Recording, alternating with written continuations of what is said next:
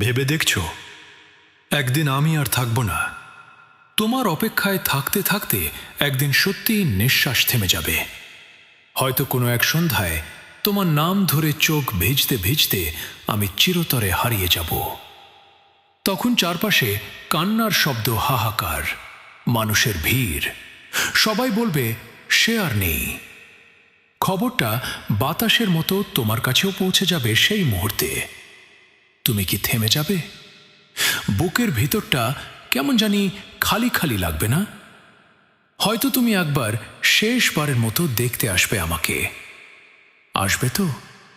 এসে দেখবে সাদা কাপড়ে ঢাকা আমার নিথর দেহ, চারপাশে কান্নার ঝড়, কোলাহল, আর আমি নিশ্চুপ, চিরতরে নীরব। যে ঠোঁট একদিন শুধু তোমার নাম উচ্চারণ করত, আজ তা বন্ধ। যে চোখ একদিন তোমাকে খুঁজে ফিরেত, আজ চিরতরে নিভে গেছে।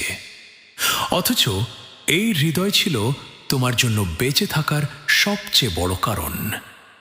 তুমি যখন আমার দিকে তাকাবে, হয়তো তোমার বুকের ভেতরটা হাহাকার করে উঠবে। ভাববে সে মানুষটাই তোমাকে তার সবটুকু ভালোবাসা দিয়ে বেঁধে রেখেছিল। হয়তো তোমার আশ্রয় ঝরবে, কিন্তু আমি তো আর কিছু দেখতে পাবো না। আমার তখন শুধু নিথর শুয়ে থাকবো। চারপাশে কান্নার শুনতে পাবো না, শুধু ঠান্ডা হাওয়ায় মিলিয়ে যাব। তখন হয়তো তোমার মনে প্রশ্ন জাগবে, আমি কেন এভাবে চলে গেলাম? কিন্তু উত্তর তোমার হাতে নেই।